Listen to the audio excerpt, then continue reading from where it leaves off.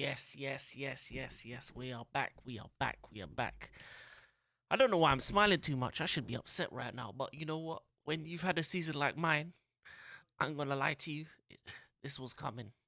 Um, it's been a long season, as you can see. Chelsea fan, Abdalayini. The other side's having a good time. My side is drowning in our sorrows. But before we all talk about all of that, and a couple shameless teams as well, and shameless players, I'll let my host introduce himself. Man like Marduvier is numb to the pain. Man is numb to the pain. The season's been so tragic that man is numb. Man don't care anymore. Do you know how funny that is? Oh, and it's only a coincidence that I'm wearing my Liverpool top right now. I just come from the gym. Otherwise I actually would have worn like going out clothes. But yeah, hold that, Mardude. Like the beating was coming and it was inevitable. Even if it didn't happen against my team, it would have happened against Man City. I don't think any other team would have smoked you like that. You got a footballing lesson. Reece James come outside. You're no longer on Trent's level. I think you have to start worrying about being on Conor Bradley's level. Let's be real. Your midfield is a disgrace. The fact that Liverpool is even rumoured with the likes of Enzo and Caicedo, man, them man got bullied by McAllister in a six. And it goes to show that McAllister made Caicedo look good because them man there just didn't know what to do in that midfield. Yeah. We'll go into your team anyway because I want to rip into your team, and it's not even a banter thing anymore. I'm actually disgusted. I was disgusted when I saw the team sheet. I was disgusted at the whole performance, and Pochettino needs to apologize to the Chelsea fans because yeah, you can get slapped by Liverpool. Anybody can at Anfield. It is what it is. But the manner in which they got slapped is unacceptable. It's unacceptable for a team like Chelsea. It's unacceptable. And I would say this if it was a United team coming to Anfield, Arsenal, City, like you have to hold yourself at a high standard. Even if it was a 2-1, 3-1, 3-2, 1-0, then okay, cool, they gave a good account of themselves. But to go to Anfield and get smoked like that, like I said this before and I'll say it again, questions need to be asked of this guy's credentials and managerial ability because Graham Potter got questioned. Granted, he shouldn't have even got the job anyway, but Graham Potter got questioned. Why is no one questioning Pochettino? Why? Because it's Pochettino. And people think Chelsea's at the level that they're at. No, they're not. With the squad that they got, they should be at least challenging top four. At least. But yeah, that's just a small smidget of what I have to say about your team and what I have to say about the game. Obviously, I'll go in further. Yes, it's a good win for me. Yes, I'm happy, but really and truly, this is routine for me. Like seeing my team perform in the second half of the season. All I expect now is from now till the end of the season for us to catch nothing but dubs. Because Arsenal's next, wrap them up. That means they're not in a title race no more. Then City's in March, wrap up City, we win the league. It's as simple as that. And that's all I gotta say That was for a pretty now, anyway. that was a pretty long intro, but you know what? I'll give it to you. Your team won. But we'll go into the game. We'll go into the big game today, Liverpool Chelsea. Let's get away. Let's move past the bullshit. The refereeing. Yeah, Paul Tierney is a shit ref. VAR'd another game and gave a penalty for a certain decision that Chelsea should have got. And now, on another day, we may have got 2, 3 penalties. I do not care. I do not care. Refereeing in this country, in this league, is at an all-time low. VAR, useless. I don't know what they're watching. They're probably watching Simpsons or South Park or some anime or some next thing on their other screens because they're not watching the game. But I do not care for excuses. I do not care about refereeing decisions. I do not care about penalties. I care about the game and how we played. Now, when I saw our team sheet and I saw the false nine, I knew we were in issues. We haven't won a game, let alone even come close to winning a game when we played false nine Cole Palmer, because that's pretty much playing with 10 men. Take Conor Gallagher in the 10, we're playing with 9 men. Then you have the genius of Pochettino deciding to put up a high line with a 36-year-old and Disasi, who have the collective pace of a snail, and it's lights out, Darweezy, them man there, running in behind, so easy, so simple for the whole game. Now, the manager, wrong in terms of the starting lineup. I do not care if a player is coming back from injury. If they're available to be on the bench, you can play them. Start your strongest team against the likes of Liverpool and Man City. If they get injured, so be it. I do not care. I'd rather lose them for the Fulhams and them mans than lose them for a Liverpool game away at Anfield. I do not care about injuries, about fitness. Play the best team possible. Broha, I know he went out on loan to Fulham, but who else is gonna play up front in the 9 apart from him? If you don't believe in Broha, use David Washington. If you don't believe in David Washington, get a youth them from the developmental team or under 23s and put him up front and put an actual 9 in that position. And stop wasting our time with this Cole Palmer false 9 like we're prime Barcelona. We do not keep the ball like that. We ain't Man City out here. You're not Pep Guardiola. Stop that shit. Now, as for the quotes on Casado and Enzo, Enzo is being told to go and play left wing.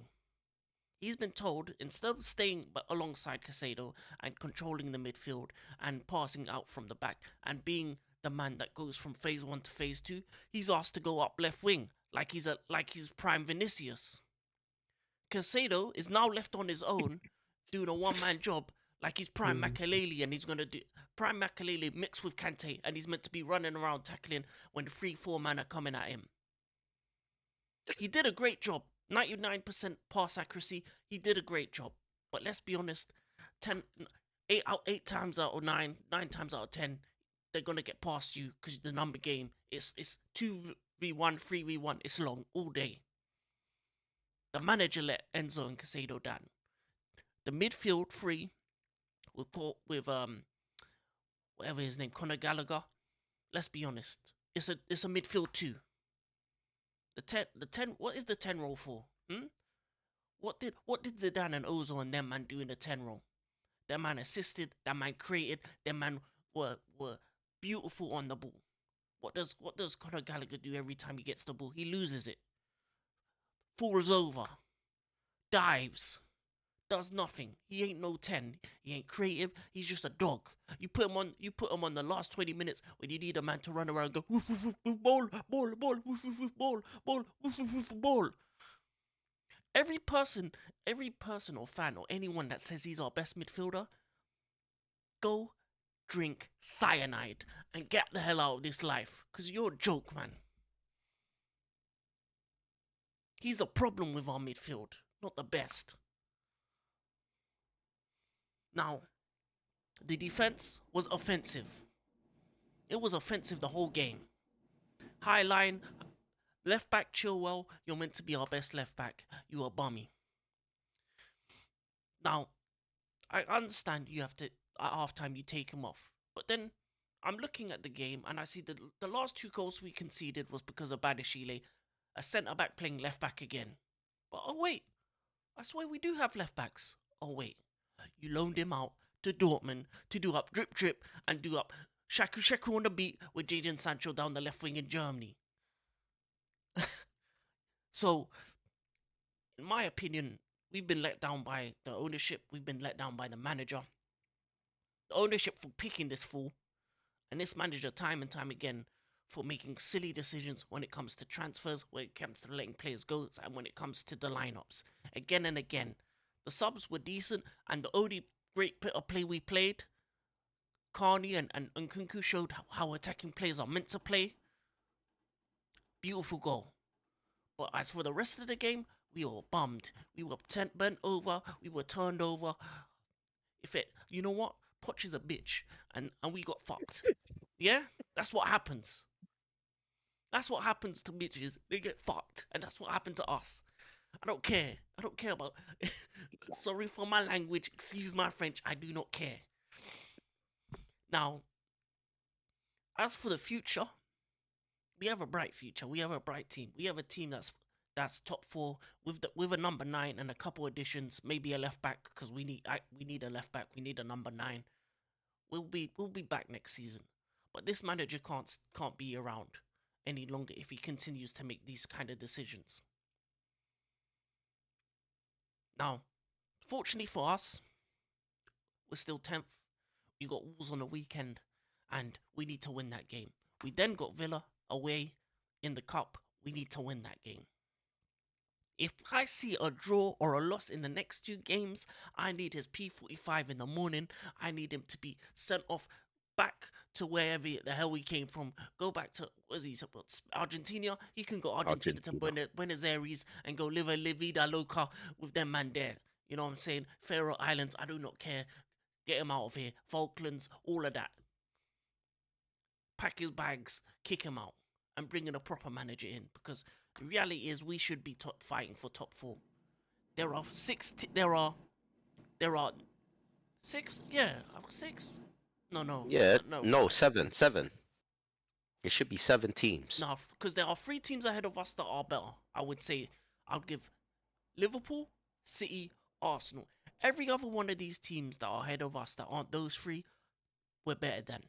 In terms of squad depth, in terms of the ability on the ball, in terms of if we were playing with the right manager and the right formations and the right players put in the right positions, we would be 4th, 5th right now, battling with Tottenham and Villa.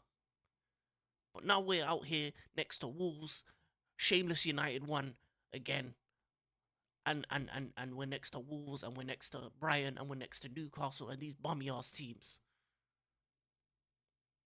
because of this manager.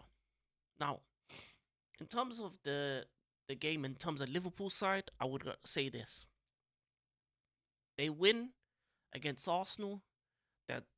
They're already title contenders. They beat Arsenal, as Luke rightly said. Arsenal are out the title race, but to be honest, in my opinion, they're never in a title race. The man, they're out the club trying to holler at something that's never gonna happen. You know what I'm saying? Let's be honest here. They thought they were in the title race last season, but then Man City said, "Oh, they're their little pet," and then they badoomed them. They didn't even, you know what? They won a title without even having to play. That's how bad Arsenal are. They gave the title away without City having to have to do anything. The man were drinking up tea, watching the game with the boys, and they were like, "Oh, another Premier League. Oh, how satisfactory." And their 2-3 fans were celebrating in the stands. Yeah, all 3 of them, man. Anyway, but the big game, it is a big game this weekend for Liverpool, and I think the way they're playing right now, without Salah and without Trent, I gotta put respect on Conor Bradley's name. Get this, hey Poch, that's what you do when you have a system. You can put a youngster 20 years old and he knows how to play the game because he's been taught by one of the best coaches in this business, in Jurgen Klopp. Have a system, you can put anyone in the system. You don't have a system, you can't put anyone in that system. You know what I'm saying? So Conor Bradley has shown that you can get youth players in, and if they understand the system and it goes through the team. And this is a system that's been played at Liverpool for the past 5 seasons. So it's a system that all the youngsters are playing in, the under 23s, under 21s, under 16s, under 15s, all throughout the squad. So when these guys come through, you see Kwanzaa, you see Conor Bradley, they're ready and they're and you know what? I was wrong about your academy products. I just didn't know. I didn't know about them, but I'm seeing them come through now, and they're looking good, and they're looking ripe for the picking as well. You know what I'm saying? They're ready. They're ready to ball out, and they did, and he did, and he did, and he made Sterling look like a soft you.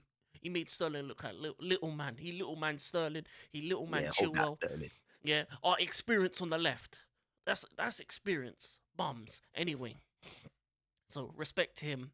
Thank you, Nunes. Um, by you hit the post 4 times, including the penalty that gave Luke -2 points on the FPL. I still got more points than you, though. Yeah. I don't care. Okay. I'm coming for you, fam. I'm coming for you. It's still pretty. It was still pretty even. That helped out a lot because if you got that, that would have been problems. That would have been problem settings. But Nunes doing Nunes things. Man, first player ever to hit the post 4 times and not score. Madness. Captain Chaos himself. I think Liverpool's attack is purring right now. The team is on an unbelievable run, and obviously with this situation with Jurgen Klopp, which we talked about in the last episode, I think they're fighting for him, and you can see it. They ran more than us. They played harder. They ran. There was a thing where they ran 9 kilometers more than us. They wanted it. We didn't. We were on holiday. We were already on summer holidays, and it's not even summer yet, and them man wanted it. Because that's the difference when you have a coach that you want to play for and a coach that's just messing you about, making you look like a bum, making guys like Luka Donis have to disrespect Enzo and Caicedo, knowing full well that if they were in your team, you'd be light years up Yeah. there in the Premier League title race. It wouldn't even be close if you had them two man in your Yeah. team. Yeah, it wouldn't be close. Yeah. McAllister wouldn't even be on bench. He'd be on reserve list. Yeah. So let's be honest here, but still. So Mm. I would say this: you're wrong about Pochettino. He isn't getting us top four, and I was right. Unfortunately, in my opinion, unfortunately, it is what it is. I want my club to do well, but the ownership picked the wrong managers again, and we need to. And I'm thankful that we didn't spend in January because he would have just wasted the money anyway. So we're waiting till the summer. Decision Osman is looking likely, but we'll see what happens there. I'm hopeful that we can get rid of Pochettino, get rid of Conor Gallagher in the summer, and actually, play with a bit of style next season. Because that's what we need. We need style. We need an African striker, maybe one or two, him and Jackson rotating in and out. We need African. We need a couple more African man in there. We need some fufu. We need them man there. We need the hard food. Them Africa strong man in my midfield. I need a couple Africans in the defense and a couple Africans in the midfield right now. I just need that because prime Chelsea, Africa. You know what I'm saying? Believe. Them ways is there. But overall, I would say, yeah, man. That's all I really have to say. I mean, the game pissed me off to the highest degree. Liverpool were absolutely beautiful play, beautiful from start to finish. They deserve the win. Fuck the refs. Fuck Paul Tierney or whatever his bald-headed prick is. And respect to Liverpool and Klopp. And I need you. I'd like Liverpool to win the league. Personally, they're my favourites. They're my team to win the league. Because it's anybody but Arsenal. And I don't really want to see Man City do a four-peat because, let's be honest, no one's going to celebrate it anyway. Because they won the Champions League last year. Did anyone notice? They just won the Club World Cup. I didn't hear nothing about it. The Middle East are too busy fighting each other to celebrate that. So they aren't celebrating either. So let's be honest here. But do it for Klopp. Great manager. I'm thankful that he's leaving at the end of the season. Yeah, and we'll be here next season for Liverpool's downfall. But for now, Jurgen Klopp rise. Go get yourself a couple more trophies because people are disrespecting you out here, saying putting Arteta's name around you, saying, oh, well, Klopp took this many years to do. Arteta is nothing compared to Klopp. Pochettino is nothing compared to Klopp. You're just lucky that Pep's here. Because if Pep wasn't here, and the 115 charges, and the bazillion dollars that Man City spent, Liverpool would be the team that be breaking these kind of records. They would be doing the 3-4 peats. They wouldn't be winning 5 in a row. The fact of the matter is, Klopp has done amazing things. Two seasons in a row, 198 points. Ridiculous level of quality. Ridiculous prime Liverpool. and we're seeing a new prime. And the one thing I would say, unlike Wenger and unlike Ferguson, he's leaving the successor with a team worthy and are able to challenge in the future. At least if they get the right pieces in and the right manager and the right sporting director. But I'm praying they don't. But that's me. I talked a bit too long, but I was upset. Pochettino, if I see you outside, I'm smacking you. And yeah, that's all I gotta say. Luca Donis, you Yeah, got the floor. like I saw your team sheet and I was like, well, the Sassy's playing right back when Gusto is on the bench. That didn't make sense to me. You got Thiago Silva at the back, at home, at away at Anfield with Darweezy in the form of his life. That didn't make sense to me. You got Conor Gallagher in the 10. He's not even a number 10. That didn't make sense to me. You got Cole Palmer playing as a false nine, essentially eliminating the attributes that he is known for, which is assisting. He's not good at holding up the ball and bringing players in. He likes he's not good at being on a half turn with his back towards goal. He rather has the ball at feet and brings the ball from midfield, looking up, see if he can make some through balls or go for goal himself. That didn't make sense to me. So I knew you guys were gonna get slapped. I knew you guys will get slapped anyway, but just seeing the team in itself, it just did not make sense to me. So many imbalanced areas in the team. And for me, as I said in the intro, you know, the magnitude of the slappage is unacceptable.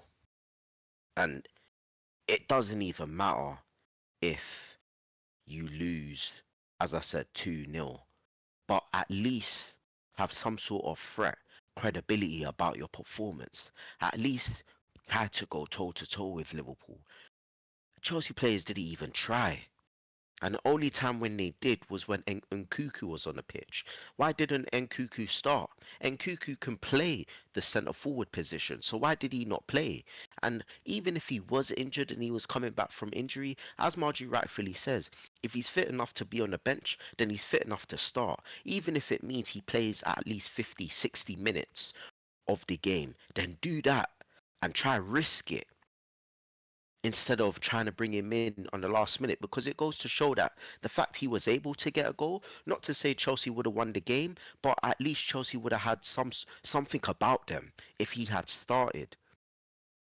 So for me, if I was a Chelsea fan going to Anfield, I would have been so disappointed and requested a refund and demanded an apology from Pochettino to the fans, because that was just it was one of Liverpool's best performances, but equally it was a diabolical. It was probably the worst performance of Chelsea, and Chelsea has had bad performances this season, but that was diabolical from start to finish.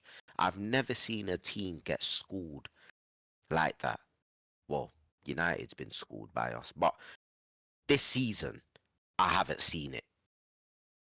So, look, I hold up my hands. I thought Pochettino was going to be the right guy for the job.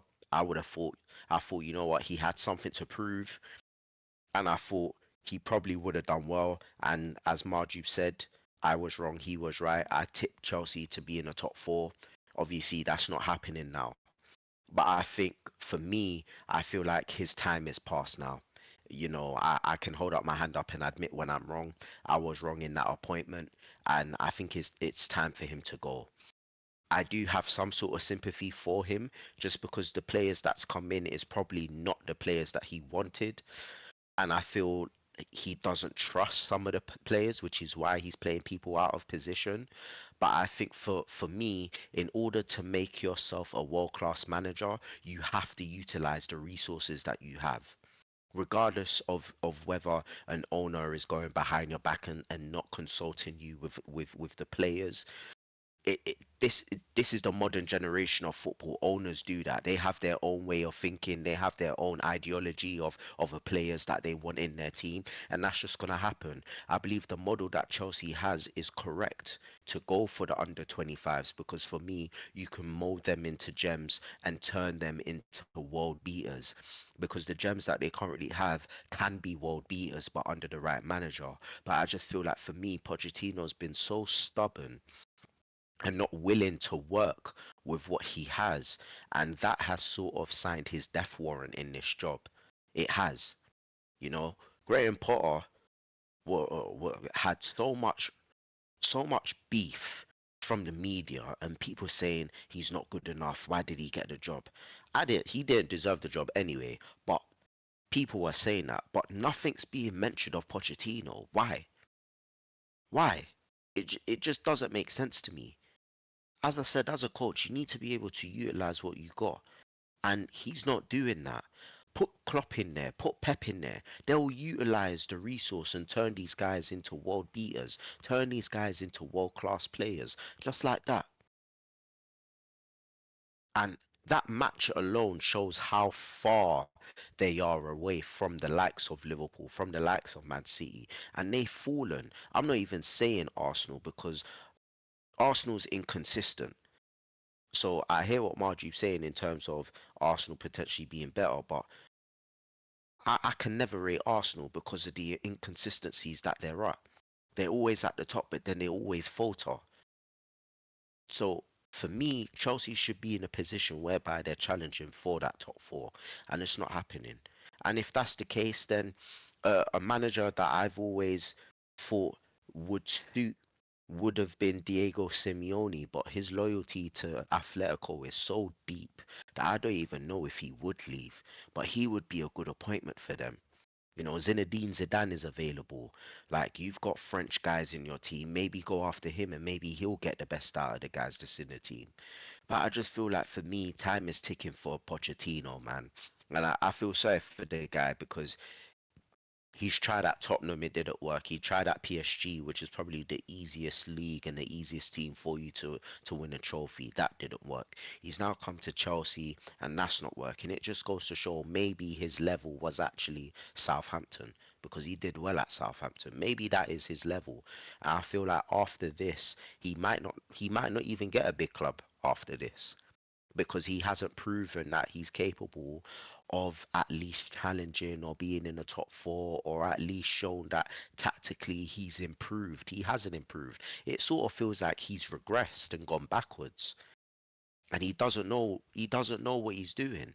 When I look at Chelsea now and I saw the match, I don't even know what style of play they're playing. I don't know what their style is. I don't know if he's confident in the formation.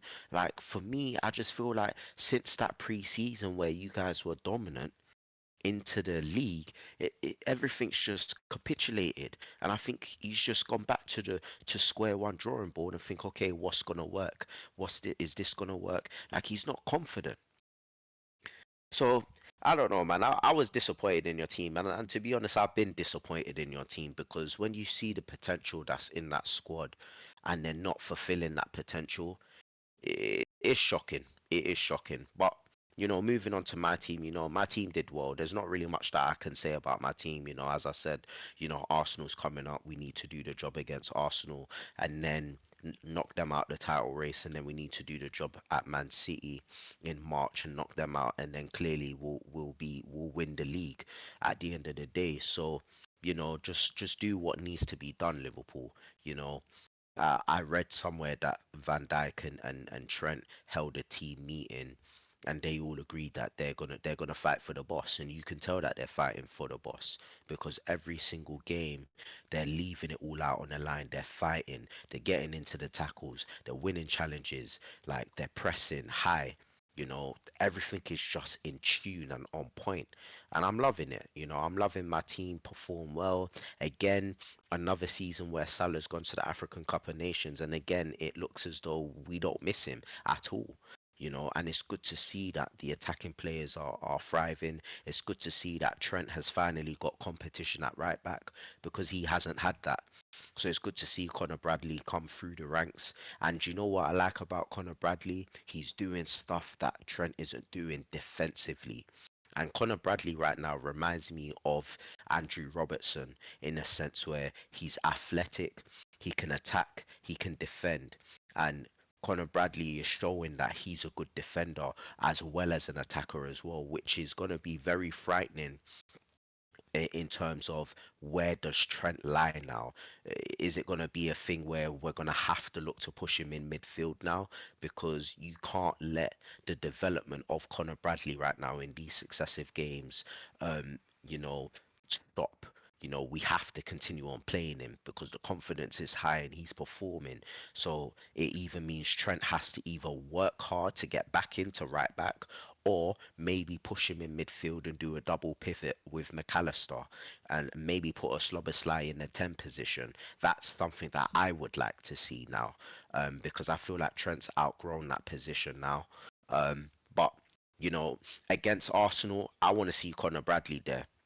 And I want to see Joe Gomez at left back. I think Joe Gomez has been probably our unsung hero this season, along with Curtis Jones. I think those two have really stepped up and performed, and Joe Gomez has clearly gotten over the injury because he's been performing as well in a position that is not actually his position. And equally, as I said, that Trent needs to fight back for his spot. Robertson needs to fight for his spot as well. So it's very good standout performances. McAllister did well in the six. I'm not saying that he deserves to be in the six because I don't think he does, but I think it looks as though he's growing in that position and he's trying to make that position his own. I think he did fantastically well. I think Luis Diaz is starting to come back to form, come back to confidence, and perform like how he did when he first arrived. I think his confidence in terms of trying to beat a player is back. He's got that goal hunger threat now to try and cause problems in that final third and in the 6 yard box. And again, everyone is performing well. And seeing the likes of Kwanzaa, seeing the likes of Connor Bradley, seeing the likes of Curtis Jones, Harvey Elliott, when Owen Beck gets his chance at left back, you know, we we've been saying that Liverpool need to spend money on certain positions, but with these academy prospects coming in and playing the system well and they're looking good, we're literally saving money in terms of going out and buying players. That's not to say I don't want them to spend because I want them to spend, but I think if you can save a couple millions and invest a big chunk in, say, two positions, then why not? Um, why not? Because there were talks saying we need to go out and get a right back. But if Connor Bradley continues on at this rate, we don't need to go out and buy a right back. So we're saving money. Um, I, for one, want a new left-sided centre back. Van Dijk's been good, but we do need somebody to come in and be an understudy. And I still personally feel like we do need a DM. I do. McAllister's been good, Endo's been good, but I want a strong guy, whether it be a Brazilian brother like Fabinho that's flary but knows how to control and dictate play, or an African strong brother like a Kante that's got the high energy, that knows how to press, that can sit down and body guys in a box to box type of play, then I'm happy with that. Or it might mean that if Salah does grow this season, then maybe we should focus on bringing in a right winger. But as I said, like for me, with the prospects that are there, they're saving us money, and I feel like we will eventually utilize money in elsewhere. And if we do win the league, then that's money. If we go far in the Europa League, that's money.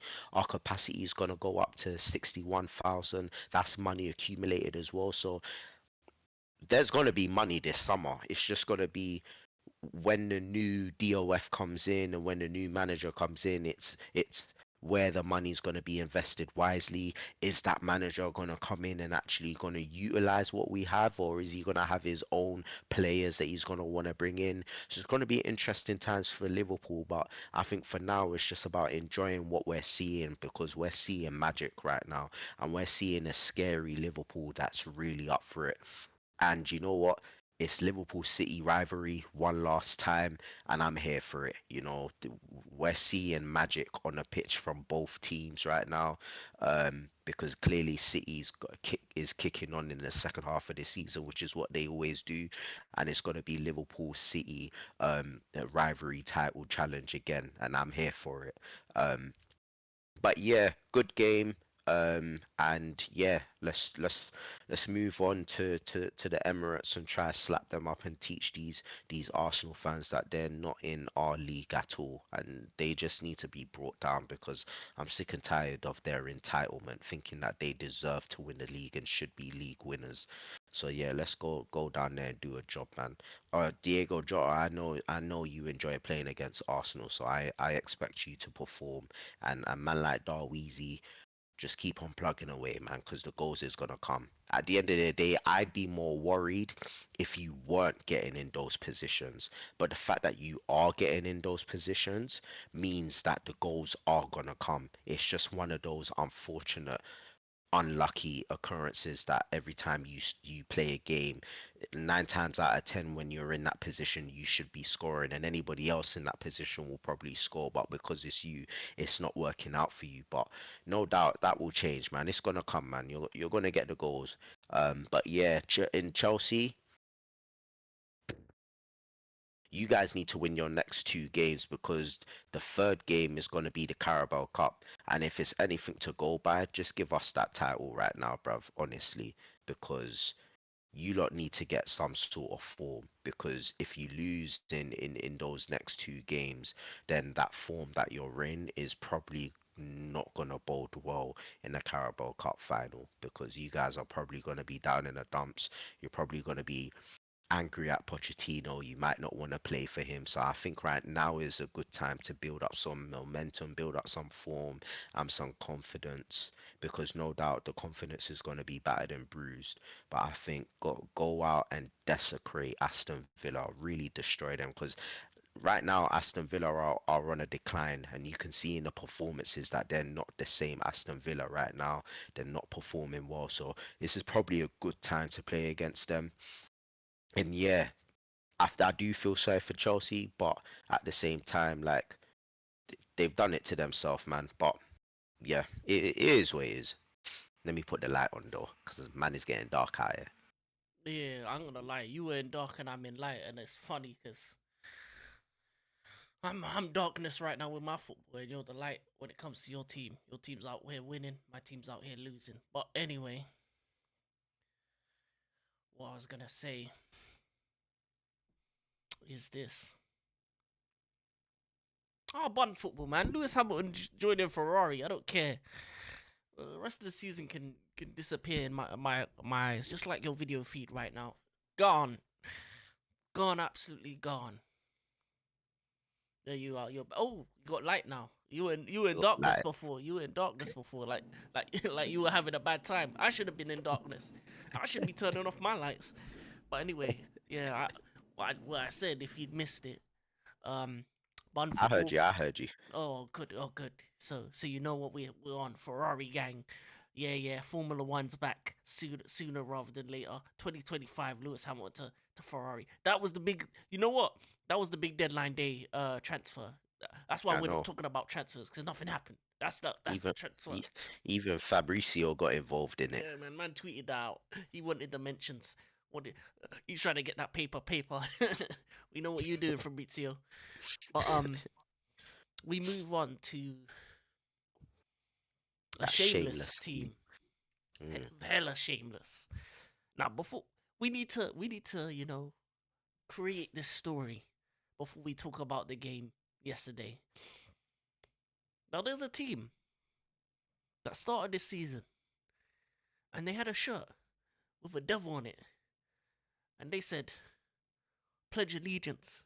They're telling man to sign away their lives to the devils. Never to shaitan. As a man of religion, I'm against that. But no, people have let themselves down and followed this shaitan football, this Ten Hag ball. And throughout the season, they seem to be winning games, but shamelessly. It was a cup game. If I'm correct, against the League Two side. Yep. And this shameless team went, 16th, I think, or yeah, 10th. yeah, mid-table League Two side. They went up 2-0. You know, nice day at the office. They're complaining about their goalkeeper. Well, their goalkeeper's in Africa, doing up bench for Cameroon. The second goalkeeper, whatever his name, Biandier, first goal gets packed out. Second goal, beautiful football, 2-2. And a man who hasn't scored in 2 years, who's been waiting for this moment, gets a tap in, a rebound goal. A man celebrates like he just won the World Cup final, pointing to the sky saying it was for Pele. Pele won World Cups. You don't care about no game up against some League Two side. Joke, man. Oh, it's for Pele. If Pele was watching you play football, he turn off the TV, just like Henri when he sees certain man as Arsenal captain. He's switching the channel. Let's be honest. You spinning top. Now, then they score the fourth, and shamelessly they celebrate it through to the next round. But then we move away to Wolves. They go ahead, comfortable. 1-0, 2-0. Or Rashford, you know, Mr. doing up pose. He ain't scoring goals, doing up poses in the club. Man saying man's doing a club calling in sick. Like he's working retail. When he's got poses like this in the club. Come on. Man, he's doing his pose in the club. Yeah. We saw you got caught live in 4K. That man, yeah, but you know what? He came on and he started the game and he scored. He scored a nice goal. You get your second 2-0, then it's 2-1, and you're thinking, ooh, it's a bit shaky. Penalty was a bit questionable, and then man like the Scottish Superman, McTominay, with a lovely little header from the corner, makes it 3. And you're thinking, nah, it's game over. United been the better team, sort of. They've shamelessly, you know, they're 3-1 up. Not this United. They want it to be dramatic. They want it to be go crazy. Next thing you know, Wolves get a goal. Terrible defending. 3-2. Then a man from Portugal comes up. Big business. 90 plus minutes. Craziness. He gets his goal. 3-3. Shout out to Saeed taking off the United versus from the wall. Man United were seeing the lights. They were looking up to the sky. They were asking why. But then a young man. Now this is a real baller, a real young baller, Kobe Maino. Now, come off the man. Come off the hour. Come off the man. I got to get the quote right. Man nuts one man. Man did a shiku, and then rifled it in Henri-esque into the corner. And I ain't gotta lie, I was upset because United won the game, and I needed my mud brother to be alongside me. I needed them to be in the mud with us, but fortunately they weren't. But these shameless man with their shameless wins, and the crazy thing is, United are winning games, but their fans are still not happy because they're playing terrible football. They're winning despite the fact that their football's rubbish, that their managers doesn't have a clue, and that some of their players aren't good enough. And the funny fact is, I don't get Man United. They've got a negative goal difference, and they're what, 7th place right now. Shameless. That game was crazy. It had everything in it. That was pure Barclays. You know, 2 last-minute goals. Wolves thought they got a point. then they lost it like that. And for me, what a great goal to win the game. Man United, I ain't gonna lie to you, this season's gonna be a long one for you because my team is bad, but so is yours. But your team keeps giving you false hope. It's kind of like Arsenal back in the day, give you false hope that something better is coming around. Because I ain't gonna lie to you, the way you're playing, you're about a couple games away from a battering. I don't know who's gonna be, but you're gonna. I'm seeing a 7. I'm seeing an 8. You go up to City. You go up against City or Liverpool. It's a long day for you for your team. And quite frankly, um, yeah, man, both your keepers are rubbish. Your team is a bit, iffy there. But I would say this: you got a young baller in Kobe Mino, and Mino, if you're smart, make the right decision, and when your contract ends, let it run out and make a move elsewhere. Because as Jaden Sancho shows, United ain't for the ballers, for the shot callers. They're for bums, like Scott McTominay, like Harry Maguire, like Bruno Fernandes, and them man there. Real ballers don't go to United. And Elise, I know you're a fan of United, but you're a fan of United when Sir Alex Ferguson was there, when they were winning stuff, when they were a good team. Say it the same United. Do yourself a favor, go PSG or go Spain or go to an actual good team. Maybe go Liverpool, replace Salah. Do yourself a favor and actually go to a club that has a chance of winning stuff. Because United under Ten Hag, it's not looking good. And I don't care about this Ineos thing. Them Ineos man just lost Lewis Hamilton. So it shows you what they're doing out here in these streets in Formula One. And Nice, let's not even talk about what they've been doing. It ain't nice. Yeah? They may be Nice, but it ain't nice what they're doing up in the French league. They may be second this season, but they're bums. Anyway, anything you gotta say, Luke and Honest, about Shameless United? Yeah, I just seen United's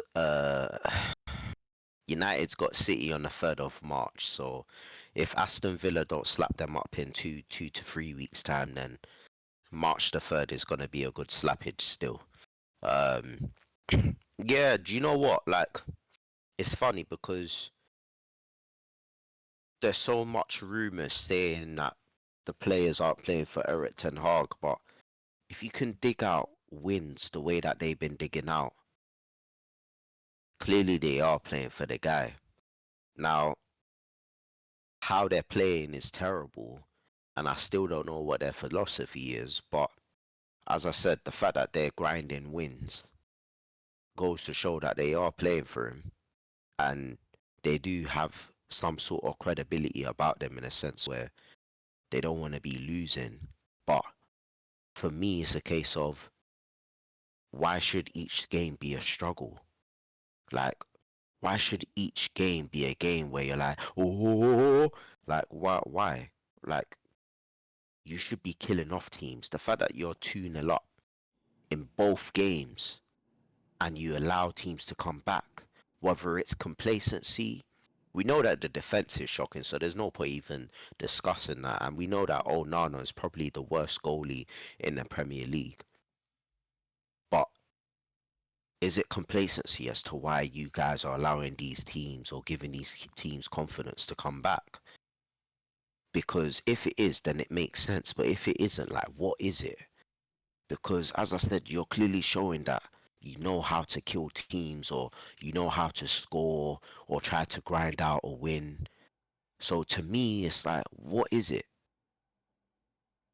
United shouldn't be where they are. Let's be real. They're lucky. They are. They're lucky that Aston Villa is starting to drop off in form, but we knew that they would anyway. This was never gonna last for long, and people gassing it up saying, "Oh, they're in a title race." Behave. We knew that Newcastle was gonna eventually drop because injuries have caught up to them, but that is the nature of the league. You are always going to have injuries. Hell, Liverpool has had 9 injuries this season, and they're still top. Why? Because of the manager, because of the system, and because of the depth that we got. Newcastle don't have the depth, so evidently they were gonna drop. Chelsea are in a transition at the moment.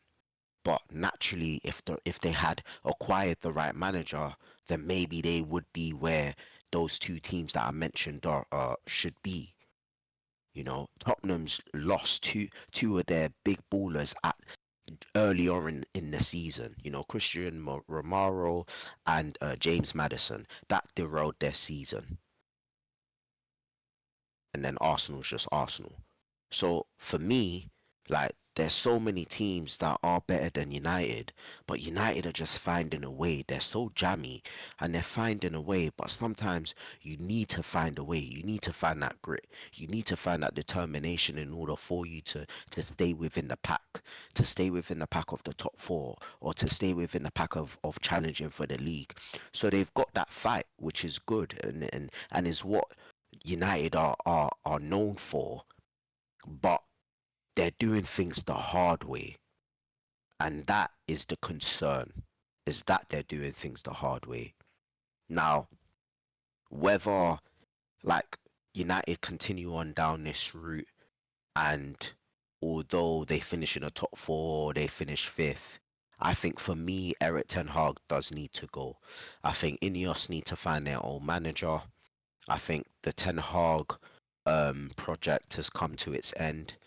He's coming out here saying all errors must come to an end, but unfortunately, the errors are back at challenging again, back to back. It didn't take Liverpool long. Liverpool had one bad season of transition, and now they're back where they should be. That is what transition is supposed to be. One season, and then you kick on. That is what it should be. That's how you counteract bad seasons. That's how it should be done. United are still in that transition. They're still terrible. Still terrible. So for me, he needs to go. There's some managers that can't manage in the Prem. It's just like some ballers. There's some footballers that are just not cut out for the Premier League. Anthony's not a shit player, but he's just not cut out for the Premier League. Tell him to go to La Liga, and I guarantee he balls out over there. Guarantee. But there's just some players that's not suited for this league, and that speaks for the managers as well. There's certain big teams that you're just not suited for. Graham Potter's one, Pochettino is currently one right now. Mikel Arteta, I don't think he's suited for Arsenal, and now Eric Ten Hag at United. They're just not suited. They don't have that aura about them. They don't command the respect.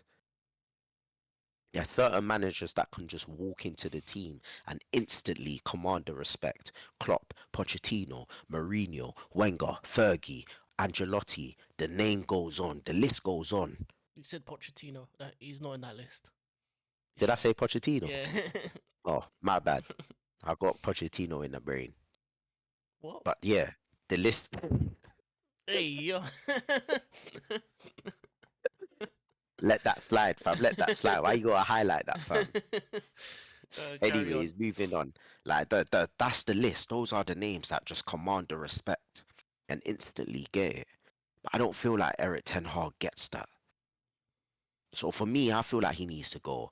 I feel like Ineos is obviously doing the right thing in a sense of restructuring, and they're secretly restructuring, and they're getting the players or the guys that they need to start United from ground route one all the way up to the top and rebuilding them again, which is good. But I just they need to get rid of Eric Ten Hag, man. They do. And the worrying thing is, even if they were to get rid of Eric Ten Hag, the players that they have are still going to be there. And the fact that they're on such high wages as well, it's going to be difficult for them to shift them. So it's like, what do you do with United? Do you get rid of Eric Ten Hag but keep the players, hope that the manager that comes in gets the best out of those players and slowly get rid of the players?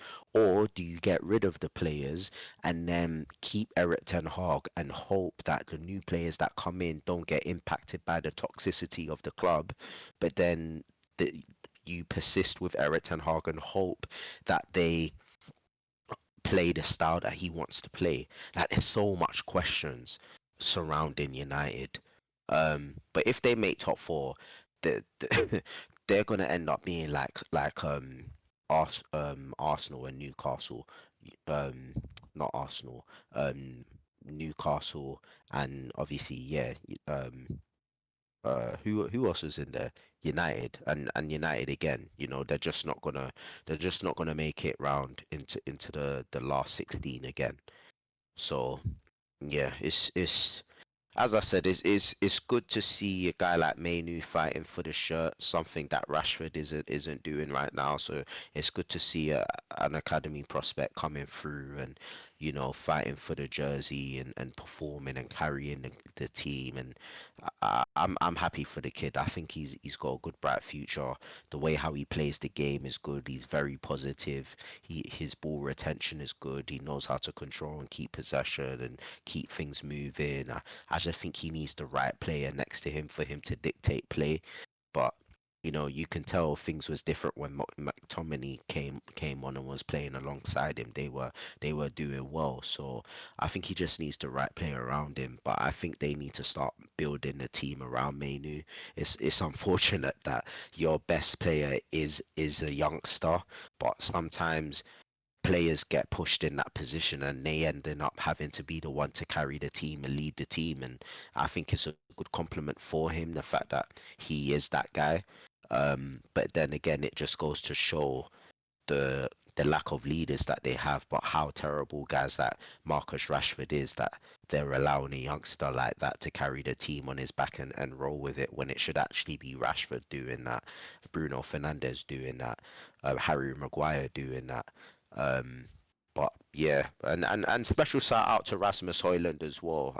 I can't ignore the fact that that goal that he scored has is obviously giving him confidence because now the players around him are trusting in him. They're playing the ball, they're offering him the service as well for him to get the goals. He also got an assist as well, so his confidence is coming up. And to be honest with you, shameless of me, I had to put him in my fantasy football league for next week as well. So yeah, I'm shameless as well. You keep doing what you're doing, Rasmus, because yeah, João Pedro hasn't done jack shit for me in the last 3 games. So bun you, I'm putting in Hoyland, and Hoyland needs to get me my points because I'm coming for you, Marju. I'm slowly there, fam. I'm less than at least 60 points, 60, 70 points away from you, fam. So I need a big week. And it's gonna be game. It's gonna be game. The title race is between me and you, fam. Between me and you. I'm coming for you. But yeah, that's me. All right, brilliant, brilliant, brilliant. We're coming up on that 1 hour mark, so I think there's not really many other matches to talk about. Just a quick point on Moipai, Mopai, whatever the hell his name is, the villain of the league.